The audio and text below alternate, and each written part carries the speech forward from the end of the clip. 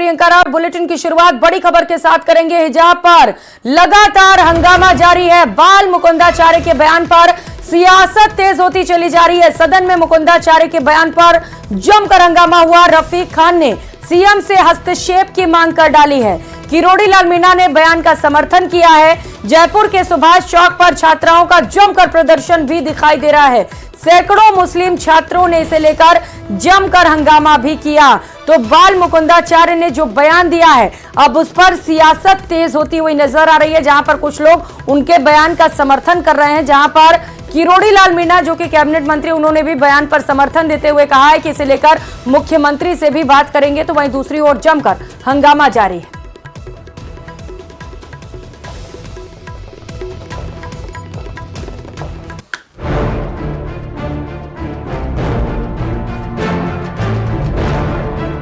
हिजाब पर फिर हुआ सियासी बवाल।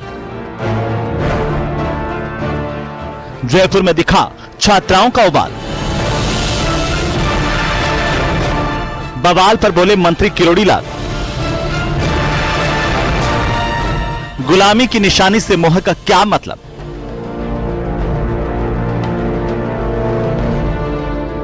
राजधानी जयपुर के गंगापोल इलाके में स्थित सरकारी स्कूल में पढ़ने वाली छात्राएं सड़कों पर उतरी और सुभाष चौक थाने का घेराव किया। इस दौरान छात्राओं ने स्थानीय विधायक के खिलाफ जबरदस्त नारेबाजी भी की। छात्राओं का आरोप है कि एनुअल फंक्शन के मौके पर उनसे हिजाब से दूर रहने के लिए कहा गया। धार्मिक नारे लगवाए गए।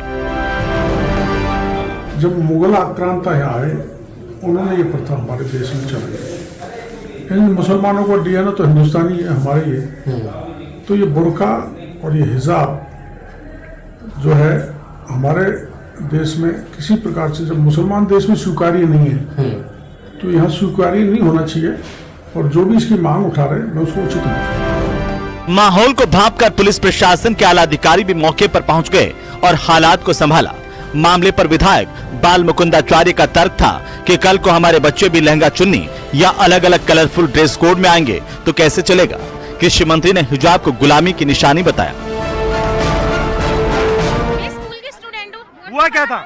वो एक्चुअली ऐसा था, उन्होंने बोला कि हमें अपने हिजाब उतरेंगे तुम्हारे, मतलब स्कूल हिजाब ओढ़ के नहीं आओगे तुम अम्मा लगती है। उसके बाद में बोले उन्होंने कि हम मतलब स्कूल में तो होता ही है, ये हिजाब उतरवा देते हैं। ये क्यों हो रहा है हमारे साथ में?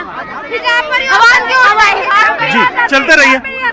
हिजाब पर होता है हर बार, हिजाब पर कोई भी हर बार हिजाब पर। आप समझ में नहीं आ रहा क्या कह रहे, साफ कहें। जब भी ऑप्शन उठेगा ना, हिजाब पर ही बात क्यों आती है? हिजाब पर ही बात क्यों आती है हमारी? तो आप क्या चाहते हैं? हम हिजाब ओढ़े रहेंगे हमारे। और उम्मीद के मुताबिक कांग्रेस ने हिजाब पर उठे बवाल पर बीजेपी को आड़े हाथों लिया है। स्थानीय विधायक कहते हैं कि बच्चियों को भारत माता की जय बोलने को कहा गया, सरस्वती मां की जय बोलने के लिए कहा गया, लेकिन चंद सियासतदानों को यह भी रास नहीं आ रहा।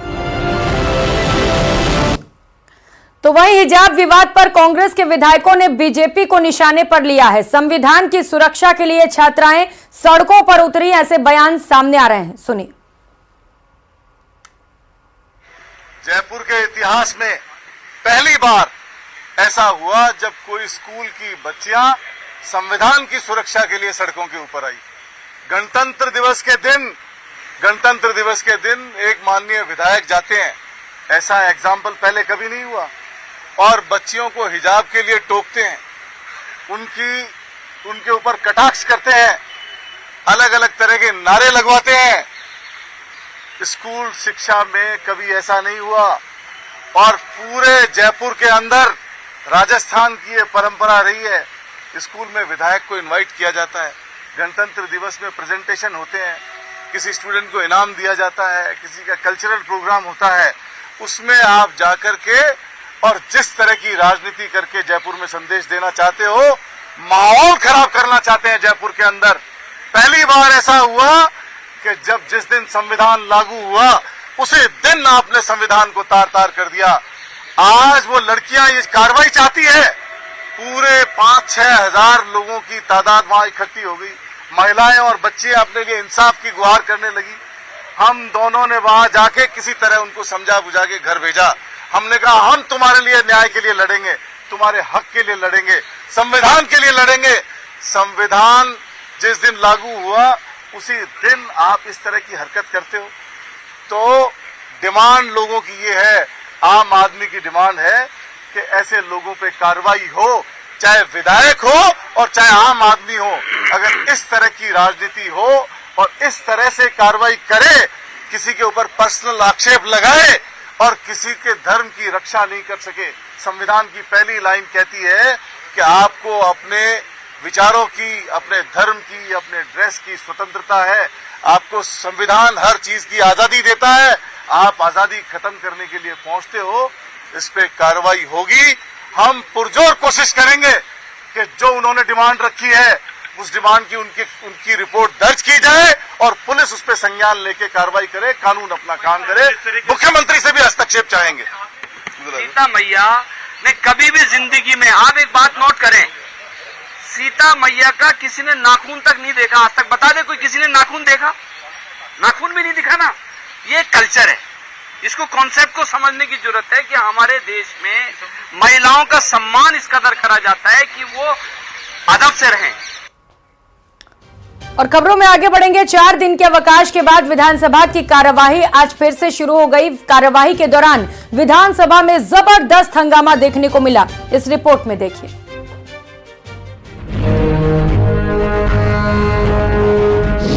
4 दिन की छुट्टी के बाद शुरू हुई विधानसभा की कार्यवाही। घरेलू और कृषि कनेक्शन पर कांग्रेस ने पूछे सवाल, जवाब से नाखुश विपक्ष ने खूब मचाया बवाल।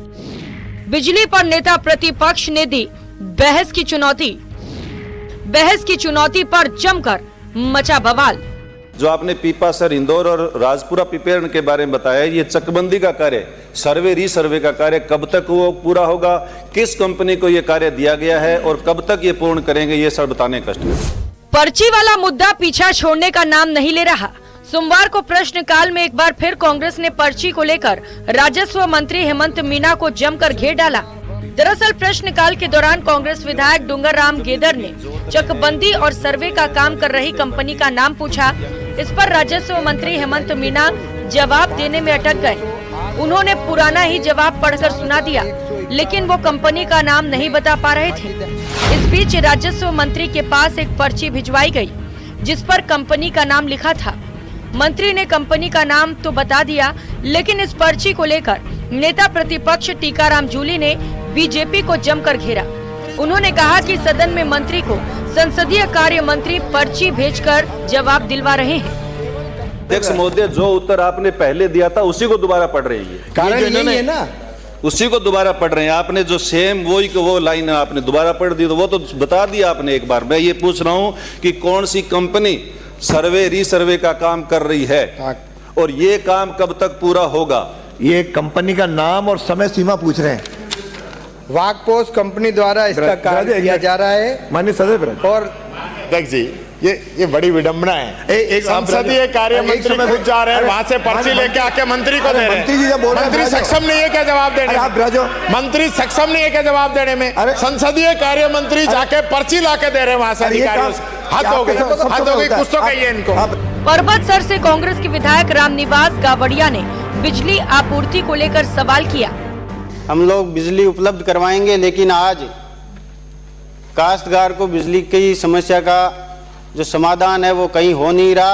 और जब सवाल पूछा जाता है तो आपके अधिकारी आप प्रश्न पूछो, प्रश्न से ज्यादा जरूरी ये है कि हम लोगों को जो जवाब मिल रहे हैं आपके माध्यम से। माननीय, आज आप तीसरी बार खड़े हो बिना अनुमति के। जवाब सही नहीं मिलता। जिस पर मंत्री हीरालाल नागर ने कहा कि प्रदेश में कृषि में 6 घंटे बिजली सप्लाई की जा रही है, जबकि आम उपभोक्ता को 24 घंटे बिजली उपलब्ध कराई जा रही है। मंत्री के जवाब से असंतुष्ट होकर प्रतिपक्ष ने हंगामा शुरू कर दिया। 30 से 40% रेटें ज्यादा आई है आपकी सरकार में। ये भ्रष्टाचार हुआ है आपका। ये निगम पहले कराता है, उसमें रेट कम है। और आपने जो प्रावधान किए हैं, जो ठेकेदार आपने नियुक्त किए हैं, उनकी रेटें ज्यादा आ रही है। इसकी हम जांच कराएंगे और अगर उसमें भ्रष्टाचार हुआ है तो उनके खिलाफ कार्रवाई होगी और अधिकारियों को भी कार्रवाई से भुगतना पड़ेगा। सदन में ईआरसीपी पर हुए समझौते को लेकर सोमवार को राजस्थान विधानसभा में जबरदस्त हंगामा हुआ। मुख्य विपक्षी दल कांग्रेस ने राज्य सरकार से मामले पर जवाब की मांग की, लेकिन स्पीकर ने ईआरसीपी पर चर्चा की अनुमति नहीं दी तो विपक्ष ने हंगामा शुरू कर दिया। हंगामे के बीच सदन की कार्यवाही आधे घंटे के लिए स्थगित कर दी गई। आपको बताते चले कि कांग्रेस बीजेपी को पर्ची के मुद्दे पर लगातार घेरती जा रही है। पिछले दिनों भजनलाल के मुख्यमंत्री बनने के दौरान दिल्ली से आई पर्ची काफी सुर्खियों में रही। इसे लेकर कांग्रेस के गोविंद सिंह डोटासरा और नेता प्रतिपक्ष टीकाराम जूली ने बीजेपी पर कई हमले किए। Bureau report, news 18, Rajasthan. और 2023 का रण जीतने के बाद बीजेपी ने लोकसभा चुनाव में जीत का रास्ता तलाशना शुरू कर दिया। इसके लिए उसने ईआरसीपी का बड़ा दांव चला है, जिस पर सूबे का सियासी पारा हाई है। सियासत अपार, एमओयू साइन पर छिड़ी तकरार, आरोपों पर बीजेपी का कड़ा प्रहार, गजेंद्र सिंह शेखावत हुए हमलावर, प्यासे कंठों पर राजनीति को जनता ने दिया नकार, 9 लोकसभा सीटों को जीतने का मास्टर प्लान।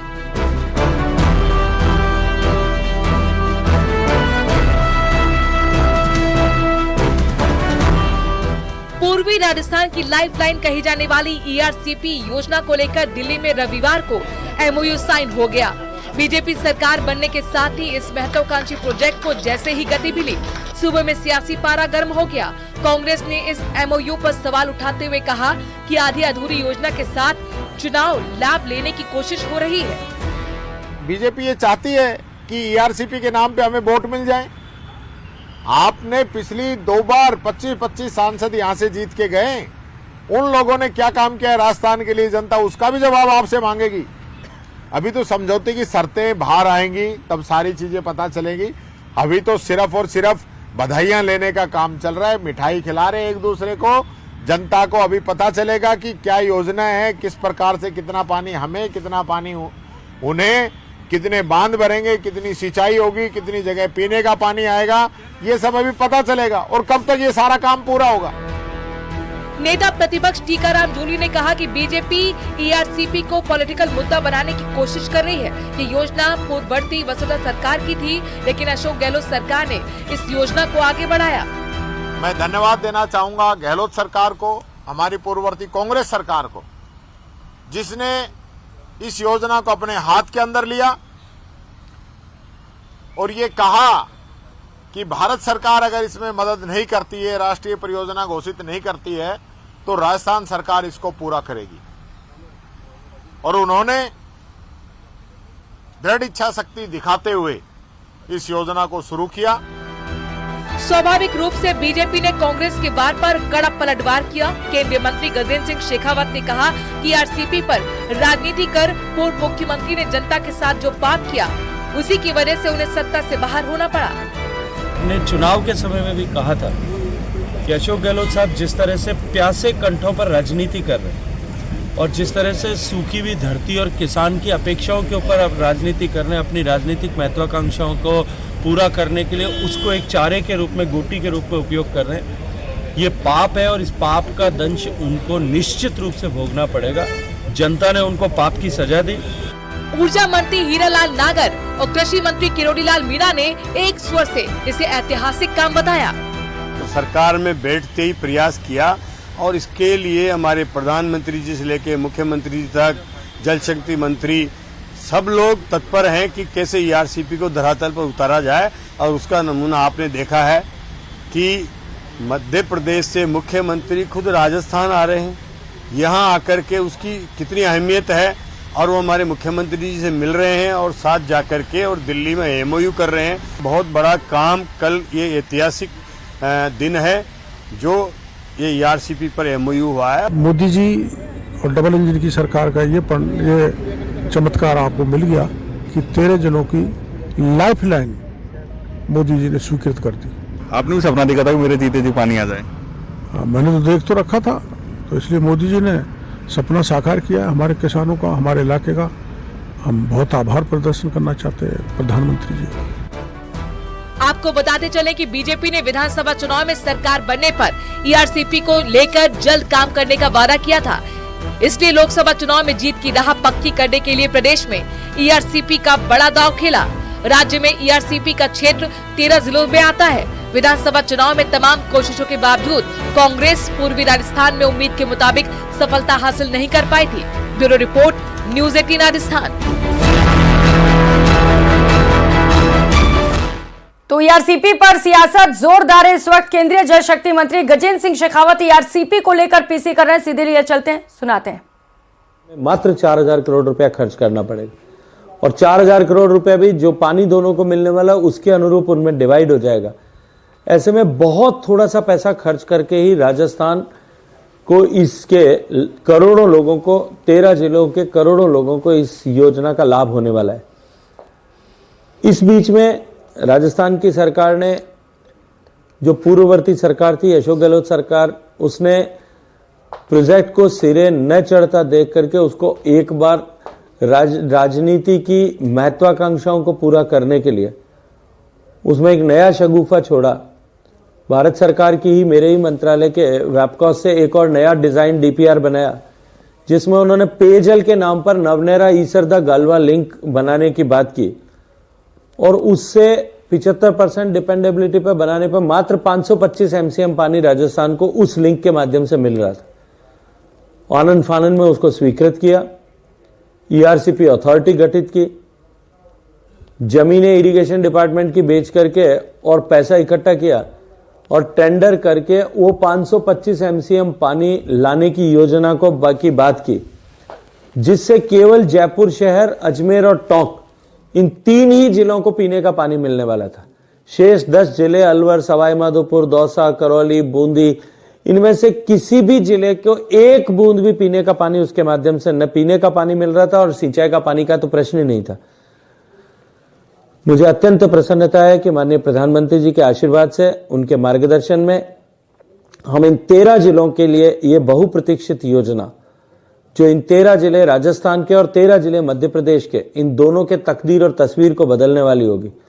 सरिस्का में पानी की समस्या समाप्त होगी, भरतपुर के बर्ड सेंचुरी में पानी की समस्या समाप्त होगी, पांचना का संकट समाप्त होगा और इन 13 जिलों के करोड़ों लोगों के जीवन में इसके माध्यम से परिवर्तन आएगा। मैं पूर्वी राजस्थान के लोगों को इस परियोजना के आगे बढ़ने पर बहुत सारी बधाई देता हूं। भारतीय जनता पार्टी की सरकार बनी है, जो भाजपा ने कहा था वो करके दिखाया है। माननीय भजनलाल जी का भी अभिनंदन करता हूं कि उन्होंने भी जो घोषणा पत्र में लिखा था कि हम ईआरसीपी को सरकार बनने के बाद में करेंगे, उस दिशा में सकारात्मक पहल की है।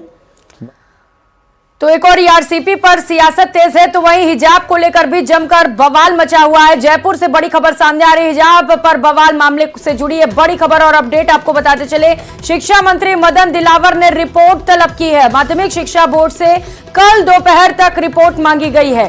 किन किन राज्यों के स्कूलों में हिजाब पर बैन है, इसे लेकर रिपोर्ट मांगी गई है। इस बारे में सारी जानकारी देने की बात कही गई है। तो हिजाब को लेकर जो बयान विधायक की ओर से सामने है, उसे लेकर जमकर आक्रोश दिखाई दे रहा है। लोग सड़कों पर उतरे हुए हैं, जहां पर मुस्लिम छात्राओं से लेकर स्थानीय लोग भी लगातार प्रदर्शन कर रहे हैं। तो वहीं से लेकर अपडेट सामने आ रहा है। सहयोगी बाबूलाल धायल हमारे साथ जुड़ चुके। बाबूलाल, शिक्षा मंत्री मदन दिलावर ने रिपोर्ट मांगी है, क्या कुछ कहा गया है?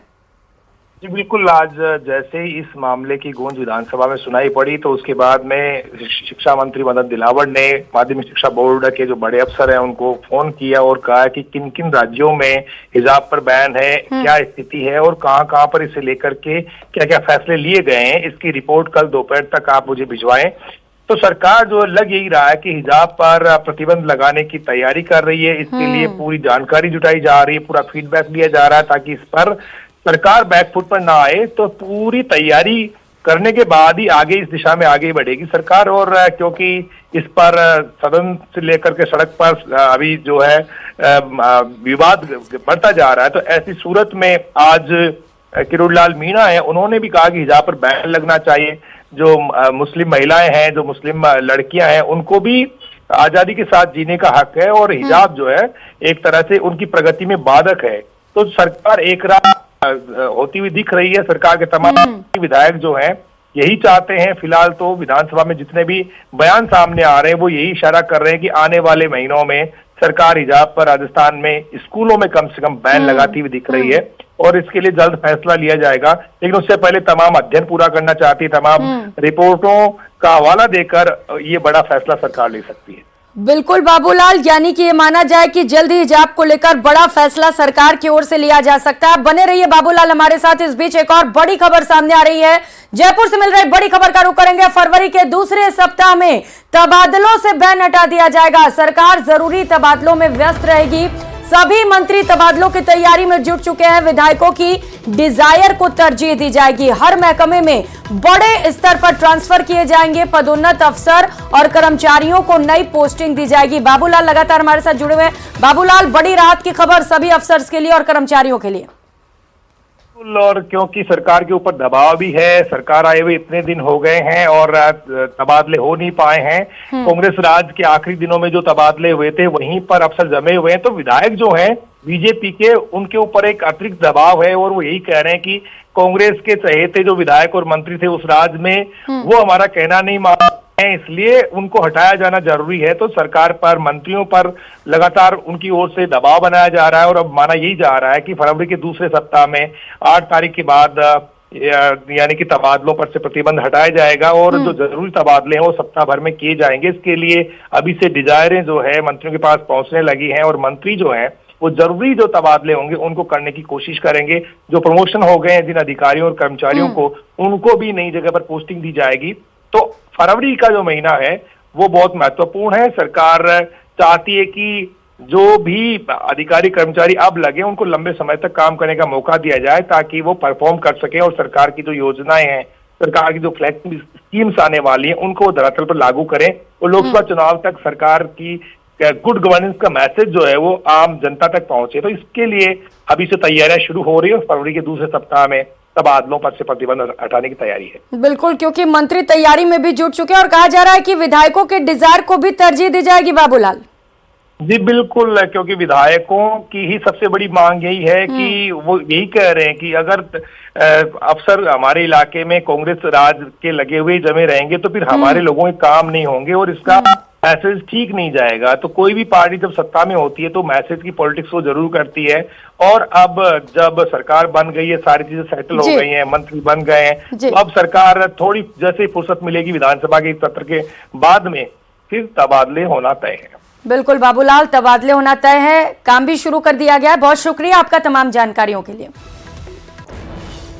तो वहीं आरसीपी परियोजना को लेकर राजस्थान और मध्य प्रदेश की सरकारों के बीच समझौता हो चुका है। एमओयू के हस्ताक्षर के बाद मुख्यमंत्री भजनलाल शर्मा और प्रदेश अध्यक्ष सीपी जोशी जयपुर पहुंचे, जहां एयरपोर्ट पर मंत्री और विधायकों के साथ भाजपा कार्यकर्ताओं ने उनका स्वागत किया। इसके बाद सीपी जोशी सहित मंत्री किरोड़ी लाल मीणा, सुरेश रावत, कन्हैयालाल चौधरी ने भाजपा मुख्यालय में प्रेस वार्ता की।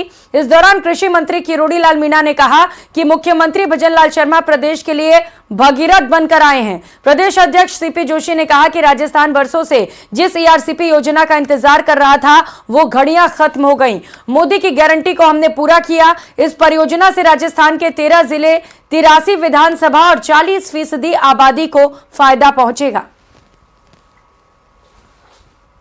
कांग्रेस की सरकार ने चुनाव के समय और हमेशा से आप लोगों ने देखा है कि जो वादे दिए उनको चुनावी वक्त में याद आए और सिर्फ आनंद फानन में बिना किसी योजना के उनको डिक्लेयर करने की परिपाटी रही है।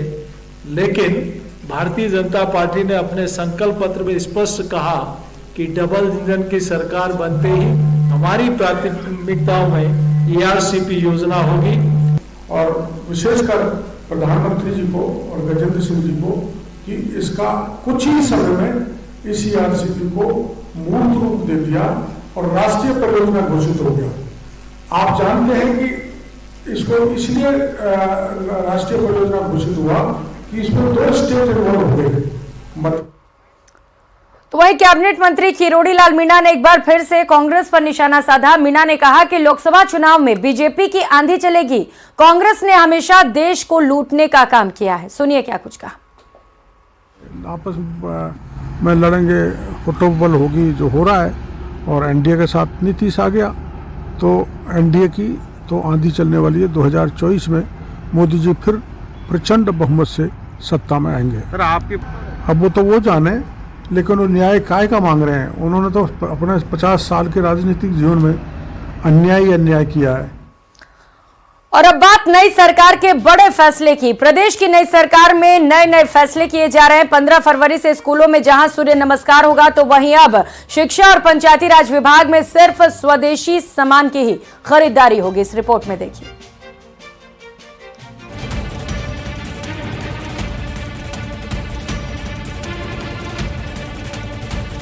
प्रदेश की नई सरकार में नए फैसले लिए जा रहे हैं। 15 फरवरी से स्कूलों में जहां सूर्य नमस्कार होगा, वहीं अब शिक्षा और पंचायती राज विभाग में सिर्फ स्वदेशी सामान की खरीदारी की जाएगी। प्रदेश में जब से भारतीय जनता पार्टी की सरकार सत्ता में आई है, तब से प्रदेश के हित में नए नए फैसले किए जा रहे हैं। शिक्षा और पंचायती राज विभाग में भी 2 नए फैसले लिए गए हैं। पहला ये कि स्कूलों में 15 फरवरी से सूर्य नमस्कार होगा, और दूसरा शिक्षा और पंचायती राज विभाग में सिर्फ स्वदेशी सामान की खरीदारी होगी। स्वदेशी का पोषक हूँ और हमेशा हम इस बात के लिए आंदोलनरत रहे हैं कि भारत निर्मित उत्पाद ही अपनाना चाहिए। इसके बड़े लाभ हैं। हमारे लोगों को रोजगार मिलेगा, बेरोजगारी घटेगी, और विदेशों से सामान की अपेक्षा हमारा सामान सस्ता मिलेगा। स्वदेशी मतलब अपने देश में बनाई गई वस्तुएं। स्वदेशी अपनाओ का नारा बरसों से दिया जा रहा है, लेकिन प्रदेश में अब इसे अमल में लाने के लिए शिक्षा और पंचायती राज विभाग पूरी तरह से तैयार है। शिक्षा मंत्री मदन दिलावर ने इस संबंध में अपने अधीन आने वाले विभागों में इसे तत्काल लागू करने के निर्देश जारी किए हैं। हालांकि मजबूरी में विदेशी सामान को खरीदने के लिए मंत्री स्तर पर इजाजत लेनी होगी। शिक्षा विभाग और पंचायत राज विभाग दोनों में निर्देश दिए हैं कि छोटी से छोटी वस्तु से लेकर बड़ी से बड़ी वस्तु भी जो हमारे विभाग में खरीदी जा सकती है या खरीदी जाएगी, वो भारत निर्मित ही हो। ये आदेश हमने जारी कर दिए। फिर भी यदि कोई ऐसा उत्पाद है, ऐसा उपयोग आने वाली वस्तु है जो नहीं मिलती यहाँ या हमारे यहाँ पर नहीं बन रही हिंदुस्तान में, उसको खरीदना अति आवश्यक हो गया हो, तो मंत्री स्तर से उसकी स्वीकृति ले लें। हालांकि पीएम मोदी एक अरसे से वोकल फॉर लोकल की अपील करते रहे हैं। इतना ही नहीं, अगर इतिहास पर गौर करें तो ब्रिटिश राज को उखाड़ फेंकने के लिए राष्ट्रपिता महात्मा गांधी ने भी स्वदेशी अपनाने का नारा दिया था। राजस्थान के शिक्षा विभाग ने बड़ा फैसला लेते हुए राजस्थान के तमाम विद्यालयों में विदेशी सामग्री की खरीद पर रोक लगा दी है। राजस्थान के शिक्षा मंत्री मदन दिलावर का कहना है कि हम सालों साल से स्वदेशी की लड़ाई लड़ते आ रहे हैं और अब हम जब सत्ता में आ गए तो क्यों ना विदेशी सामग्री पर रोक लगा दी जाए। लेकिन साथ ही साथ में आदेशों में इस बात का भी जिक्र है, अगर किसी विदेशी सामग्री को परचेस करने की जरूरत से ज्यादा जरूरत है तो उसके लिए मंत्री स्तर से अनुमति ली जाएगी। Lovely Wadhwa, news 18 Jaipur. और अब एक नजर 5 मिनट में सभी बड़ी और अहम खबरों पर।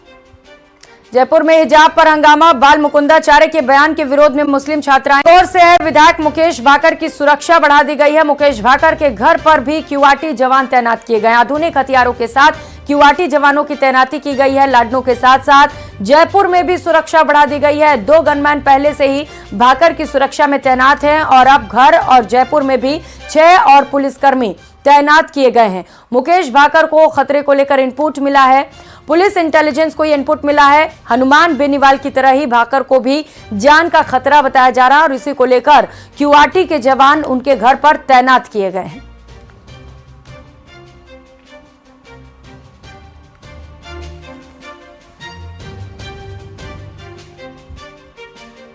भ्रष्टाचार मामले में भजनलाल सरकार ने बड़ा एक्शन लिया है, जिसके चलते 1 नहीं 2 नहीं बल्कि दौसा सहित राज्य के 9 डॉक्टर पर राजस्थान की भजनलाल सरकार ने बड़ा एक्शन लिया है। इस कार्रवाई में दौसा जिले के 6 डॉक्टर सहित अन्य जिलों के 3 डॉक्टर और दौसा के 11 चिकित्सा कर्मियों को एपीओ के आदेश दिए गए। दरअसल अकेले दौसा जिले में ही सिलिकोसिस मरीजों के आंकड़े लगातार बढ़ते चले जा रहे थे, जिसके चलते चिकित्सा विभाग को लगातार चिकित्सकों द्वारा मिलीभगत कर रोगियों को फर्जी तरीके से सिलिकोसिस के प्रमाण पत्र जारी करने की भी शिकायतें मिल रही थी। इसमें सबसे बड़ी बात यह कि दौसा पर्टिकुलरली के अंदर हमने ये पाया गया कि फ्रॉड केसेस बहुत रिपोर्ट हो रहे हैं। तो जो बीमार आदमी है उसकी एक्सरे को है उसको डुप्लीकेट करके और लोग फॉल्स क्लेम्स दे रहे हैं। इसके अंदर कहिए कि कई जो डॉक्टर्स निलंबित होंगे, उनको हटा तो दिया वहां से, पर ये बहुत सीरियस मैटर है कि मतलब ये एक तरह से डाका मारने, जैसे डाका मारो ये करो, एक ही चीज है तो ये फ्रॉड के अंदर जो है हम इसके अंदर स्ट्रॉन्ग एक्शन ले रहे हैं और सोशल जस्टिस डिपार्टमेंट जो है कॉम्पोजिशन में हमें सपोर्ट कर रहा है। सिलिकोसिस का प्रकरण सामने आते ही इसको विभाग द्वारा और राज्य सरकार द्वारा पूर्ण गंभीरता से लिया गया और हमने एक्सपर्ट कमेटी से इसकी जांच कराई और जो भी दोषी पाए गए हैं, महुआ में भी हमने कार्रवाई की थी और अब दौसा में भी हमने उन डॉक्टर्स को और जो रेडियोग्राफर हैं उनको ईपीओ कर दिया है, एफआईआर के निर्देश जारी कर दिए हैं और उनकी चार्जशीट बना के विभागीय कार्रवाई जो अनुशासनात्मक कार्रवाई जो की जाएगी। खबरों में आगे बढ़ते हुए देवेंद्र भील के हत्यारों को गिरफ्तार करने की मांग को लेकर आज उदयपुर में प्रदर्शन हुआ। भील मुक्ति मोर्चा ने जिला कलेक्ट्रेट पर प्रदर्शन किया। प्रदर्शन के दौरान समाज जन ने पुलिस प्रशासन के खिलाफ नाराजगी जताते हुए नारेबाजी की। मोर्चा के पदाधिकारी ने बताया कि कुछ समय पहले वल्लभनगर थाना क्षेत्र में देवेंद्र भील की कुएं में लाश मिली, जिसकी परिजनों ने हत्या की आशंका जताते हुए नामजद मामला दर्ज करवाया, लेकिन अभी तक इस मामले में कोई गिरफ्तारी नहीं की गई। साथ ही उदयपुर के कोर्ट चौराहे पर जय भीम के झंडे को हटाने की बात को लेकर भी लोगों ने नाराजगी व्यक्त की।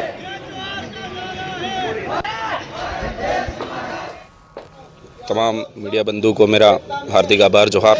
आज बिल प्रदेश मुक्ति मोर्चा के बैनर तले हमारे एक भाई जो वल्लभनगर थाना क्षेत्र में निवासी थे, उन छोटा भाई जो 14 साल के थे, उनके साथ किसी असामाजिक तत्वों ने, गुंडों ने मिलकर उसको रात को बुलाया। बुलाने के बाद में उसकी निर्मम तरीके से हत्या कर दी गई। हत्या करने के बाद में कुएं में उसकी बॉडी फेंक दी गई।